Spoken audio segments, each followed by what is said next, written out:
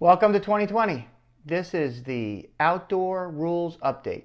And yes, there have been some changes. I struggled a little bit with how to present these changes to you in a way that your brain will process it easily. So this is what I came up with, and I hope you like it. Okay, I'm going to give you a general statement of what the Rules Committee did generally and sort of why.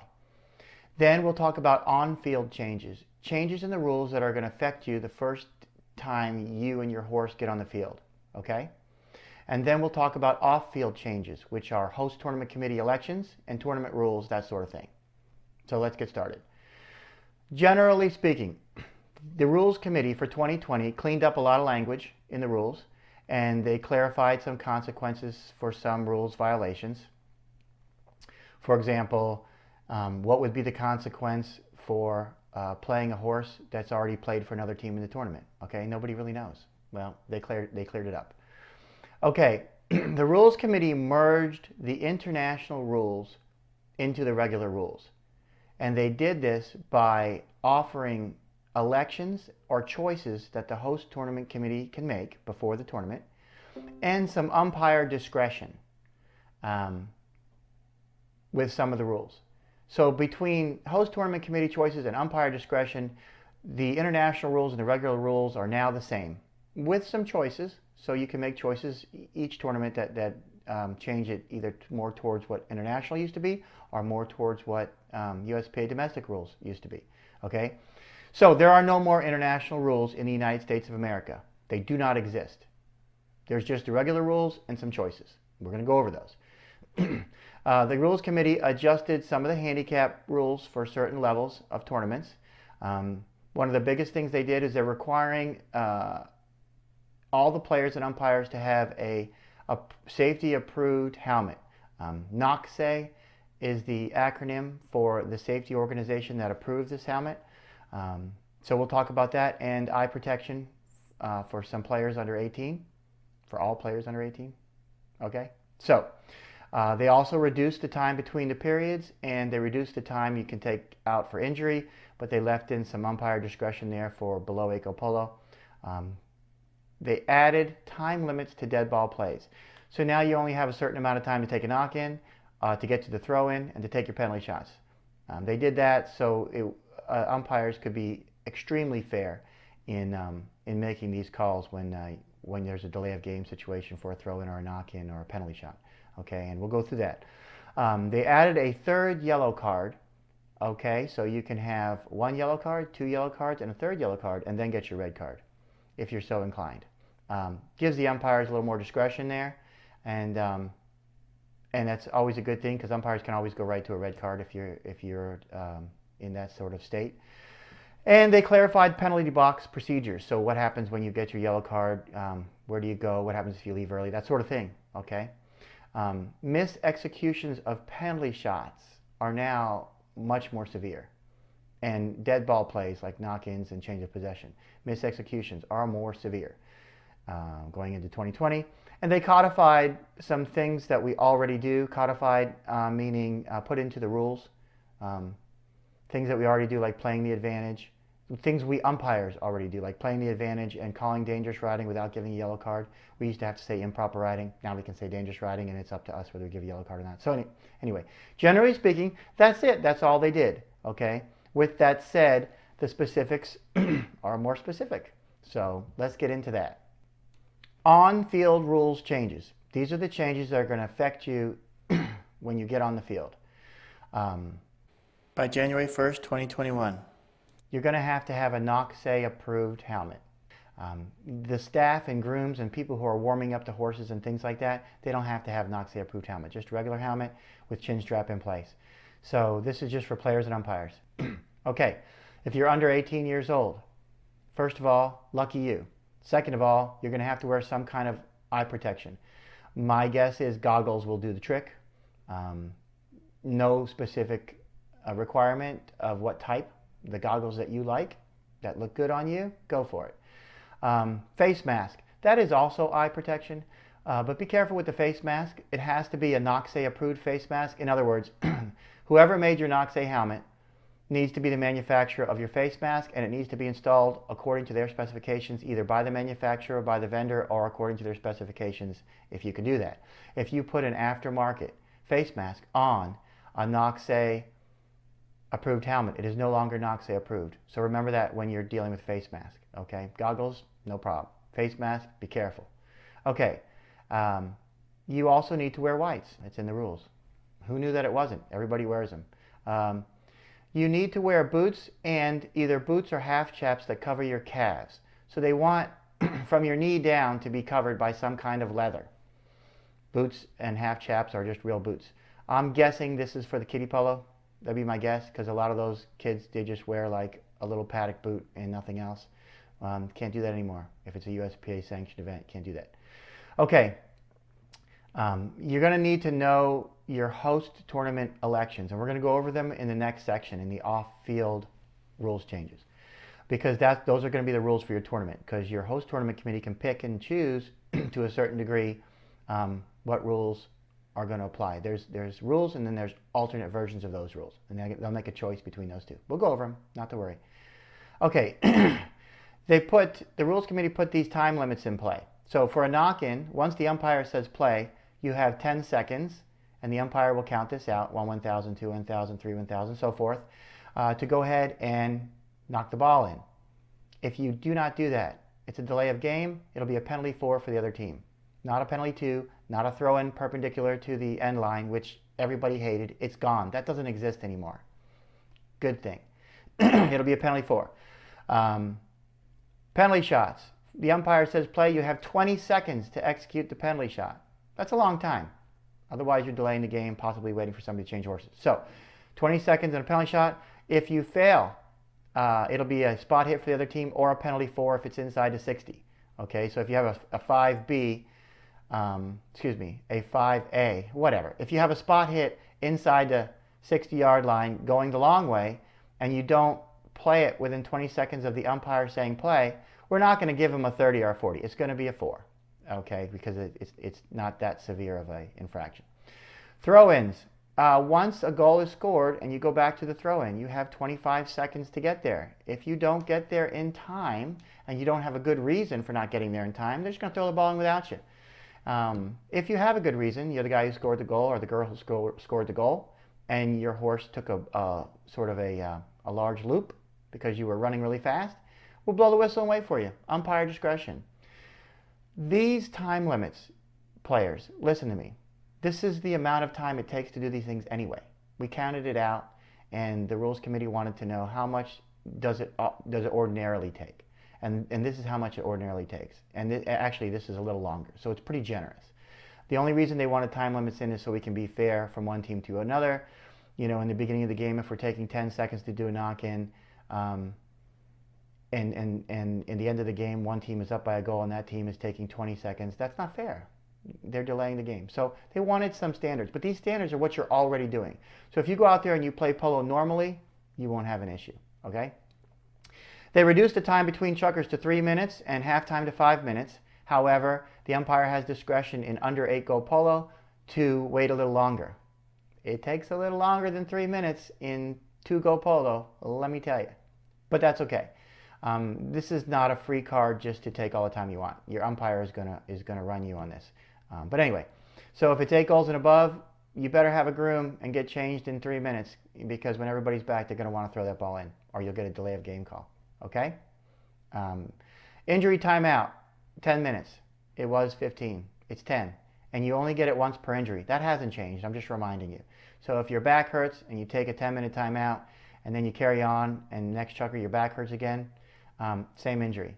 If your back hurts, you take a timeout, 10 minutes, and then your finger hurts, and then we take another timeout.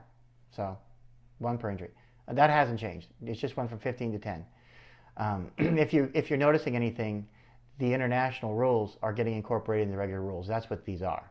And then some choices later on are going to be choices of what was and what was the international rules. There's nothing really that new, except for these times things. And the yellow card, which is coming up. Okay, this is new. Penalty 2, from the spot. Undefended must be hit the first time, one approach. Just like the penalty 2 from the 30-yard line. So 2 from the spot, hit it one time, can't defend it, easy peasy. Okay, yellow cards. There is a third yellow card now. So umpires have the discretion to give a third yellow card. It's the same as the second yellow card. It's just 2 minutes out and a penalty, except that if you get a third yellow card in a game, you start your next game with the same team with a yellow card already. So that's kind of a big deal. The fourth yellow card is just the red card. And just remember, an umpire has the discretion to give a red card immediately if you do something that deserves that. So there's still plenty of umpire discretion. They can still give 2 yellow cards on a particularly dangerous play. But just know they have a little more flexibility there, which is nice.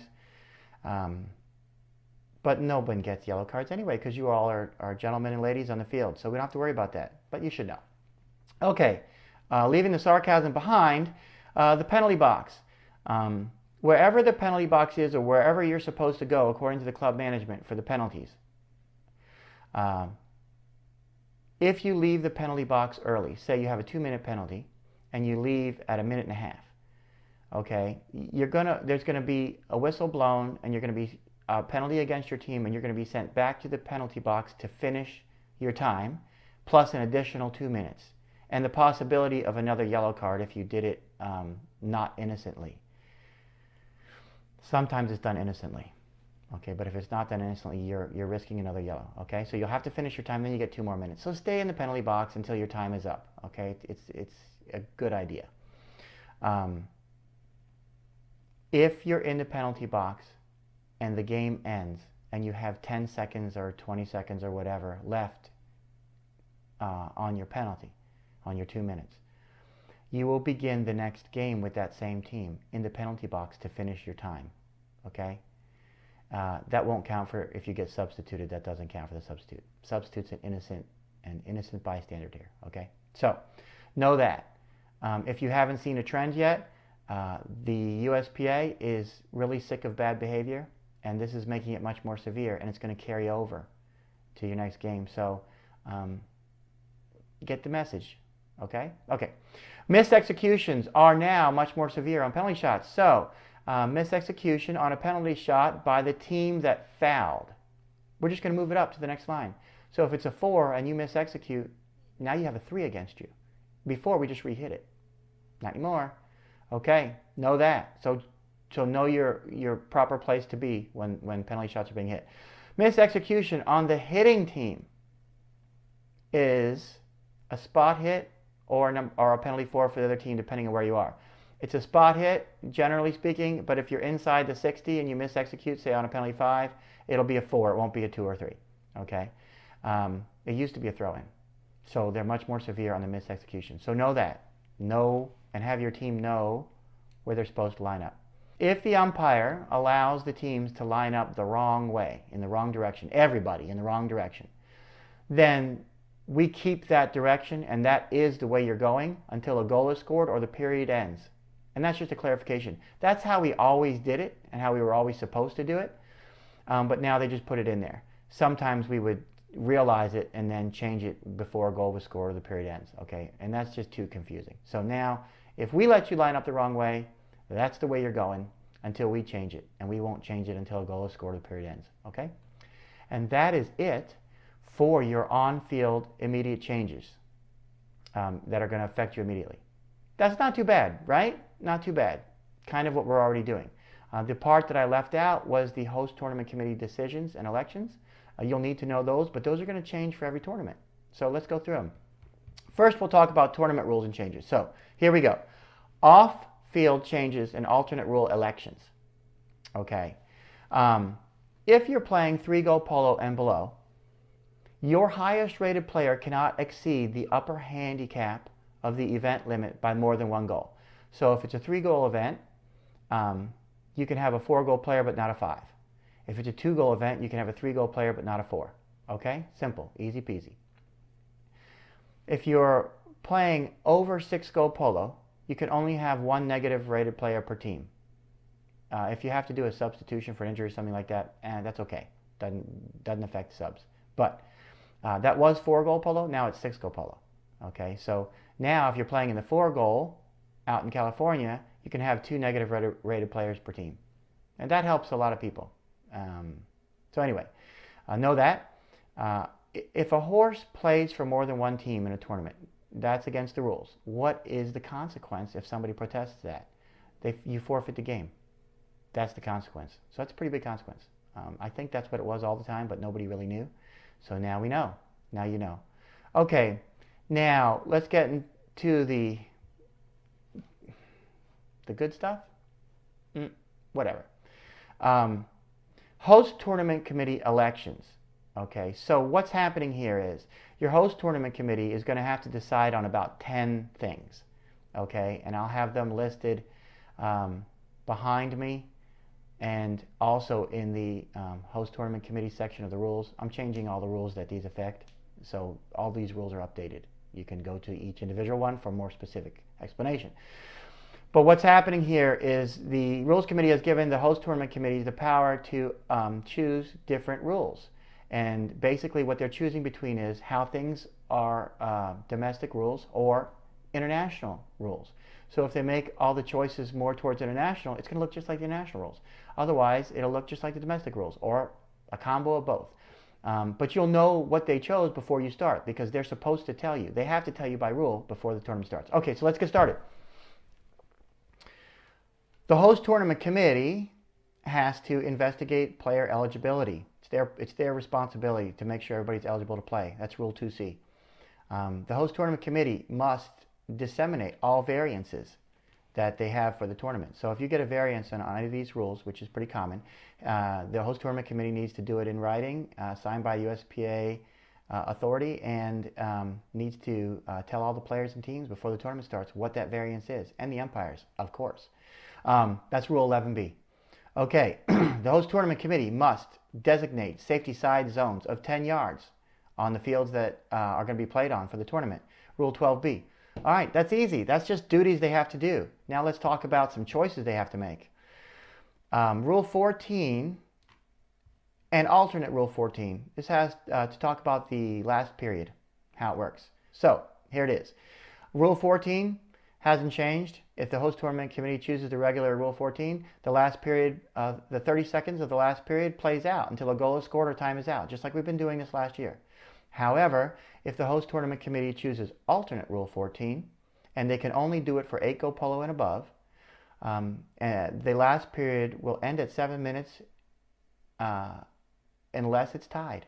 If it's tied, then they'll play it out until a goal is scored or time is up. Okay? Not a big difference. Unless you're in the last chukker, then it's a big difference. So know what they've chosen. Okay? Rule 17, round robins. Now, round robins outside, you cannot tie a mini game. Okay, these aren't even choices. This rule is not a choice. This is just a change. You can't tie a mini game. So if your 2 or 3 chukker mini game ends in a tie, you'll do a single player shootout from the 40-yard line. Okay, just choose one player from each team, shoot out from the 40-yard line. That's how you break a tie in a mini game and a round robin. Then, after the round robin is over, the won-loss record dictates who is the champion. Okay, if the win-loss record, is tied up 3 ways, then the host tournament committee, well, they had to make a choice here, before the round robin started, whether they're going to do a shootout or they're going to go to net goals, then gross goals, and then a shootout. And that would be like a tournament shootout. Okay, so go to the shootout rules for that. But that's how that would work. So Rule 17, round robins, the host tournament committee needs to tell you if it's going to be a shootout, if the win-loss record is tied, or if they're going to do net goals, gross goals, then shootout. Everybody does net goals, gross goals, and then a shootout because it's easier. A shootout's a pain, so they want to try to get a winner beforehand. So just know that. They got to announce that. Okay. Host tournament committee must choose, like always, if it's open or handicap. If you're playing in the open or the tournament's going to be handicapped. They got to tell you that. That's not a change. They just never did it before. Everybody just assumed it was handicap unless it's called the open. So anyway, they have to do that now. Okay, here's another election that's internationally flavored. Rule 21 or alternate Rule 21, F through G. Okay, so Rule 21 They can choose alternate rule F through G, which is part of Rule 21, or they can use the regular rule F through G. If they choose alternate rule F through G, they can only do it in 8 goals and above. Okay, and this has to do with how an injured horse is treated. So if they do not choose alternate rule 21, then you'll do the injured horse just like we always do in domestic polo. You know, you have an injured horse, you go change, we give you 5 minutes, come back. Okay. If they choose alternate rule 20, the way they do it internationally, okay, and that is, if you have an injured horse and the injury is visible to the umpire, then the umpire will call all may change. You have to get off your injured horse, lead it off the field, and then get a new horse and come back. And when you come back, we throw the ball in, no matter who's there, who's not. But everybody can go and change. If the injury is not visible to the umpire, we'll still stop the game and you lead your horse off the field. As soon as you're off the field, we start the game again. Okay, you come back as soon as you can, but we're going to start without you. And that horse cannot come back. Okay. If a horse falls, meaning the horse's body touches the ground, then the whistle will sound and it's an all may change situation. And you can go ahead and change your horse that fell down. And when you come back, we start. Okay. Timeout for horse injury. This is you calling timeout for a horse injury.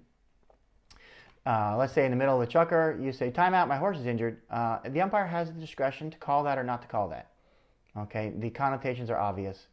Okay, I'm not even going to go into them. But anyway, let's say the umpire calls it because he sees your horse looks kind of off or whatever.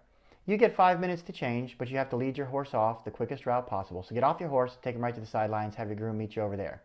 Okay, you got 5 minutes to change. You probably need 45 seconds to change or a minute. So that's a good deal for you. That horse cannot come back. Okay, and your teammates cannot change during your timeout for horse injury. Okay, they can change afterwards or before, but not during. And just your teammates. The other team can do whatever they want. Okay, if your teammates change horses because you called a timeout for a horse injury, you'll get a penalty against your team, and we will not wait for you. We'll start right away. Okay, know that. Tack time under this alternate rule 21. For safety, umpires will stop the game. They have that discretion. If you can fix the broken tack yourself on the spot, get off your horse and fix it yourself. We will wait for you, however long it takes. Otherwise, if you need to go off the field, go on off the field, and as soon as you're off, we'll start the game. So go off, fix it, or change horses and come right back. But we're going to start without you. If your broken tack was caused by contact with another horse, then we wait for you to fix it or take it off the field and fix it. Okay, that's the only situation where it's kind of like the old rules. Okay, so that's that for alternate rule 21. Rule 21, get a lame horse, ask your umpire, you get 5 minutes to change. Alternate rule 21 is all that stuff I just talked about. It's the old international rules. Okay, so that's that. If you have more questions on that, go to the specific video. I'm going to redo all this in each video. So that's that. The host tournament committee has to designate a penalty box location. That's Rule 33. A host tournament committee must tell the players if the penalty threes are going to be defended or not. That's Rule 37. Okay. Now, Rule 26H is Rule 26. There's a alternate Rule 26H, which just adds to Rule 26. And this is for a host tournament committee to decide in polo 8 goals and over. Looks a lot like international because it is. If the host tournament committee makes the alternate Rule 26H choice, this means that you can ride off and bump into the shot of another player. So if somebody's taking a shot, you can bump them from the side. No problem. If they do not make that election, that would be riding into the stroke. Okay, that would be a foul. Okay, let me clarify. In any rules, in any election choice by the host tournament committee, you can never ride into a stroke from behind. It's because the player can't see you. Okay, and it's going to hit your horse in the head. You can't do it from behind. Only the side, and only if they elect alternate Rule 26H. Okay. You still can never ride over the ball without making any contact at all. That's still a foul. In any rule, in any election that the host tournament committee makes, you cannot ride over the ball, you cannot ride into the stroke from behind. Period. End of story. But if the host tournament committee chooses Rule 26H, alternate Rule 26H, you can ride into the shot from the side. But as long as you're making contact, you either ride off or bump. You can initiate a ride off or a bump from the side. Okay? That's pretty clear. And that's only in polo 8 goals and over, and only if the host tournament committee makes these elections. Okay? If you're not getting a theme here, the idea is get with the host tournament committee and find out what your rules for your tournament are before the tournament starts. Okay? That's the theme. Okay. Improper blocking has not changed at all, but it did get its own rule, Rule 26A. So it stands by itself. Makes no difference to you at all. It's still a foul. Okay. So that's it. Those are all your rule changes for 2020. That's not so bad, I guess. Anyway, we're going to make sure all the umpires are up on this, and if you have questions, ask. There's no such thing as a stupid question. We love stupid questions. Ask them, and we'll answer them. If we can't answer your question, we have a problem, so we need to find the answer right away for you, okay? So we'll do that. And I want to wish all of you a really fun and enjoyable 2020 polo season. I'm going to be right there with you, and I'll see you around the country, and let's make it work, okay? Good luck, everybody, and thanks for tuning in. Much appreciated.